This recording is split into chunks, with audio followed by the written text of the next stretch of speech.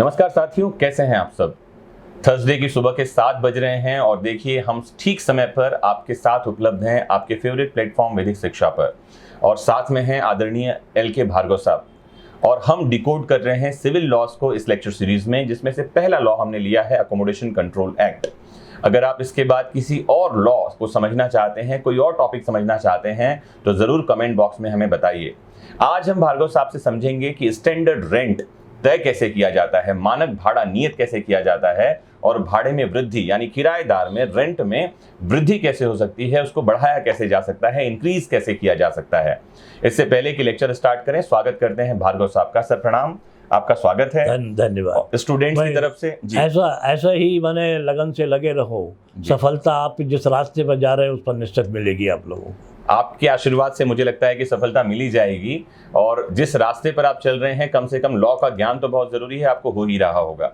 आप किराएदार हैं, मकान मालिक हैं, तो भी आपको इस लॉ को समझना चाहिए। सर, पहला ही प्रश्न शुरुआत करता हूं मैं, आप बताइए कि मानक भाड़ा नियत कैसे किया जाता है, स्टैंडर्ड रेंट फिक्स कैसे किया जाता है। मानक भाड़ा निर्धारण करने के लिए धारा 7 में प्रावधान दिए गए हैं जी, और धारा 7 को 3 उपधाराओं में बांटा गया है जी। 3 सबसेक्शन हैं, तीन सबसेक्शन हैं उसके। सबसेक्शन 1 ये कहता है सबसे पहला जी कि यदि किसी भी स्थान का मानक भाड़ा पूर्व का अधिनियम, जी, निरसित अधिनियम वर्ड उसमें यूज किया गया है। जी। निरसित अधिनियम माने 1955 का, जो रिपील हो चुका है। 1961 से पहले जो अधिनियम था वो 1955 जी, या और उससे भी और पहले कोई अधिनियम रहा हो जी। माने डेफिनेटली 1955 से पहले भी लॉ तो टेनेंसी लॉ तो रहे होंगे। तो किसी भी कानून के अंतर्गत किसी सक्षम अधिकारी ने अगर पहले से किसी एकोमोडेशन का कोई भाड़ा निर्धारित कर दिया, उचित भाड़ा जी निर्धारित कर दिया है, तो वो इस अधिनियम के अंतर्गत मानक भाड़ा उस स्थान का माना जाएगा। जी। भाड़ा जो शब्द है ये लीगल लैंग्वेज है, इसके लिए आम बोलचाल में हम किराया शब्द यूज करते हैं, इंग्लिश में रेंट यूज करते हैं, तो समझते चलिए इसको। जी सर, प्लीज कंटिन्यू। तो ये आपका सबसेक्शन 1 का प्रावधान है, ये ज्यादा कॉम्प्लिकेटेड नहीं है जी। तो पहले से निर्धारित है, उसी को इस अधिनियम के अंतर्गत मान लिया गया है। सबसेक्शन 2 जरा थोड़ा सा जरा उसमें हमको बारीकी से उसमें देखना पड़ेगा। सबसेक्शन 2 ये कहती है, उसमें एक डेट दी गई है 1 जनवरी 1948 जी। अगर किसी भी एकोमोडेशन को 1 जनवरी 1948 के पूर्व जी 1 जनवरी 1948 को या उसके पूर्व जी अगर किराए पर दिया गया है जी, दो उसमें भी सबसेक्शन 2 में भी 2 क्लॉज है, A और B अलग अलग है जी।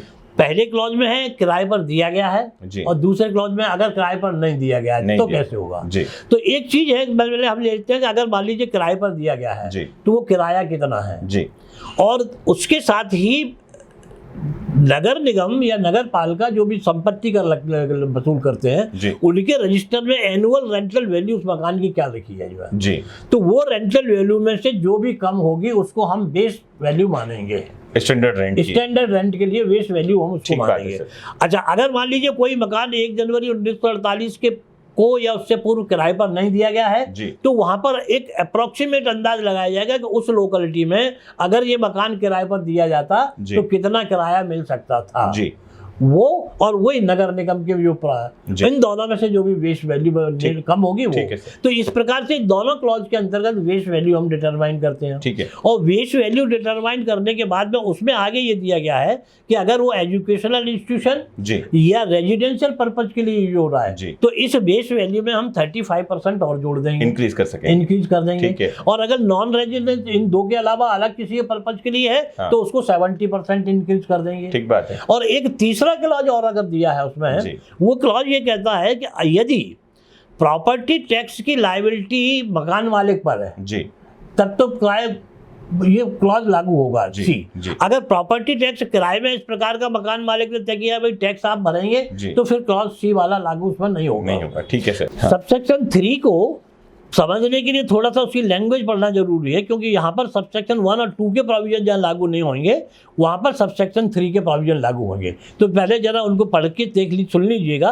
कि उनकी क्या स्थिति, फिर उस पर अपन चर्चा करते हैं। Subsection 3 read says, in case of accommodation not falling under clause 1 और clause 2 above clause A, if the accommodation is separately assessed to municipal assessment, the annual rent according to such assessment plus 15% thereon. Clause B, if only a part of the accommodation is so assessed, the proportionate amount of the annual rent for the whole accommodation according to such assessment plus 15% thereon. Clause C, if the accommodation is not so assessed, the annual rent calculated with reference to the rent agreed upon between the landlord and the tenant when such accommodation is first let out, and if it has not been so let out to such amount for which it could be let out immediately after its construction was completed. The annual rent calculated on the basis of annual payment of an amount equal to 6.3/4% per annum of the aggregate amount of the actual cost of construction and the market price of the land comprised in the accommodation on the date of the commencement of the construction, whichever is less. क्या कह रही है sir उपधारा 3? देखिए उपधारा 3 ये कह रही है कि अगर किसी भी कैटेगरी 1 सबसेक्शन 1 और सबसेक्शन 2 के अंतर्गत नहीं आ रहा है तो ये प्रोविजन लागू होगा जी। और उसमें भी दो स्थितियां हैं कि अगर मान लीजिए नगर निगम या नगर पालिका जो भी लोकल अथॉरिटी है उसने अगर पहले से उसका टैक्स असेस किया है जी, जो एकोमोडेशन किराए पर दिया गया है उसका एज इट इज जी, तो वो अपन एनुअल रेंटल वैल्यू उसकी वो लेंगे जो टैक्स की है और उसमें 15% और जोड़ देंगे। और अगर मान लीजिएगा असेस्ड नहीं हुआ है जी, असेस्ड नहीं हुआ है पूरे का तो जितने अगर कुछ पोर्शन का हुआ है तो उसके जैसे मान लीजिए 10 कमरों का मकान है जी, और 10 कमरों के मकान का पूरा असेसमेंट हुआ है टैक्स का और किराए पर केवल दिए गए हैं 4 कमरे जी, तो 10 कमरों का जब टैक्स इतना है तो 4 का टैक्स कितना होगा निकाल लेंगे, उसको प्रोपोर्शनल निकालेंगे और उसको 15% इंक्रीज कर देंगे। ये तो हो गया दोनों का। इसके बाद में एक लास्ट का अगर मान लीजिए असेस हुआ ही नहीं है तब फिर कैसे हम निकालेंगे, तो वहां स्थिति ये बनाई गई है कि जो एरिया जिस पर मकान बना है ओपन लैंड, उस ओपन लैंड की कॉस्ट क्या है, उस ओपन लैंड पर जो कंस्ट्रक्शन किया गया उसकी कंस्ट्रक्शन क्या है, इन दोनों को हम ऐड करेंगे और ऐड करने के बाद उसका 6 सही 3/4% जो दिया गया है 6/4% निकालेंगे। हाँ उतना 27/4 आएगा वो, तो 27/4% जो आएगा वो उसको हम लेंगे और उसमें से जो वहां पर जो कम होगा और उसमें से जितना किराए पर दिया है, मतलब 2 क्लॉज है उसमें भी, माने एक तो अगर मान लीजिए मकान मालिक और किराएदार के बीच में कितना किराया तय हुआ एग्रीमेंट, और दूसरा इस वैल्यू से, इन दोनों में से जो भी कम हो उसको हम लेंगे। लिखा है विच एवर इज लेस, वो आपका कम शब्दों में समझा दीजिए सर कि एक बार किराया फिक्स हो गया अगर तो उसमें वृद्धि कैसे हो सकती है, how the increment in the rent वृद्धि के लिए जो प्रावधान दिए गए हैं वो धारा 8 में दिए गए, धारा 8 में दिए गए हैं। और धारा 8 ज्यादा कॉम्प्लिकेटेड नहीं है, बड़ी सिंपल है कि अगर मकान मालिक ने एकोमोडेशन को अनफर्निश्ड कंडीशन में दिया है और उसके बाद फर्निश्ड वगैरह में या कुछ एडिशनल कुछ उसमें सुविधाएं दी है या उसमें किराए की राशि में वो सुविधा शामिल नहीं है तो उसके लिए पर ईयर 10% वो उसका इंक्रीज कर सकता है। ये एनुअल ये लॉफुल इंक्रीमेंट होगा, मतलब 10% ज्यादा का इंक्रीमेंट किसी भी नहीं होगा पर ईयर।